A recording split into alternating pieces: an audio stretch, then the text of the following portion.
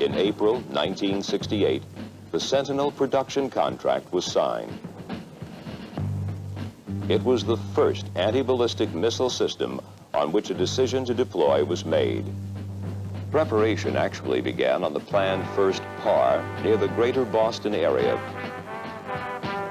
Work on this site would be of short duration. As the ABM program developed, so it seems, did opposition to its very existence. From the beginning, the program was controversial. In 1969, with a change in administration, came a review of our national defense policy. President Nixon said, "After long study of all of the options available, I have concluded that the Sentinel program previously adopted should be substantially modified. The new program that I have recommended this morning to the leaders and that I announced today is one that perhaps best can be described as a safeguard program." This redirection reduced the 17-site urban area defense to a potential 12-site concept to defend our offensive forces. The Boston area site was discontinued. The initial effort was directed to 4 prime sites, with work to start immediately in North Dakota and Montana. This would constitute the first phase of safeguard deployment. Like Zeus, the safeguard program would be a country-wide effort directed by the United States Army. Safeguard utilized a system manager concept established during the Sentinel program. The system manager reported directly to the Army Chief of Staff with unprecedented authority to manage resources and to direct other Army agencies involved with BMD requirements. Western Electric continued as prime contractor, with Bell Labs responsible for research, design, and development. The major subcontractors were already established with their many suppliers. The Western Electric Safeguard Project Office was established in Greensboro, North Carolina. Here, the vast industrial team effort was coordinated. Although designated prime contractor, Western subcontracted work, representing more than 60% of all system funding.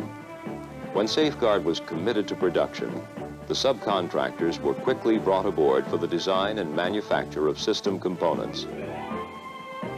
Delivery schedules were established. Designs developed during the R&D program made it possible to start immediately on production on much of the tactical hardware.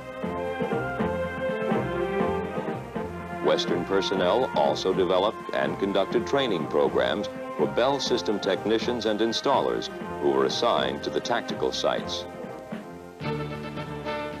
Among the first actions under Safeguard was to begin work on the sites in Montana and North Dakota. The Corps of Engineers was responsible for site design and building construction.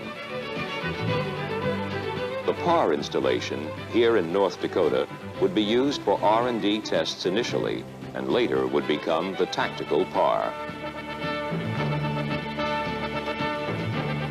Meanwhile, system testing had been taking place at Mech Island. The proving in of the MSR design with its associated software as an operational phased array radar presented a tremendous challenge.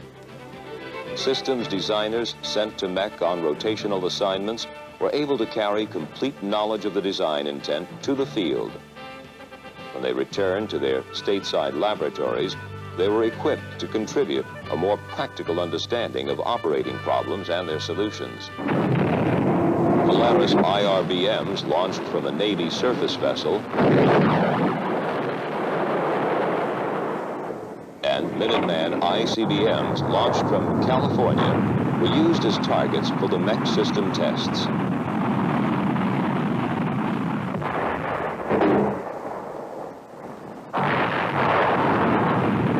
Intercept exercises used Spartan and Sprint. In this typical intercept exercise, the re-entry vehicle comes in from the right. The photography is repeated using stop motion. Because of its speed, the incandescent re-entry vehicle appears to be elongated.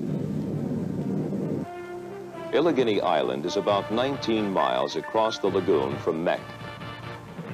Sprint missiles were also launched from here.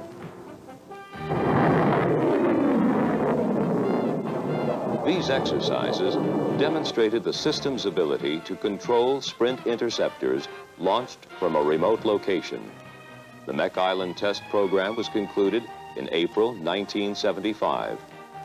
Valuable data obtained by the MSR on incoming targets were made available to the Air Force and other agencies responsible for U.S. offensive missile development. During its 5-year span, all objectives were fulfilled. Some 150 intercepts and tracking data missions were conducted with about 90% success rate. The last 21 missions were completely successful. During the entire Kwajalein effort, most of the missions were observed and recorded by personnel and equipment on Russian ships. The Soviet Union thus stayed fully aware of the progress and success of safeguard tests.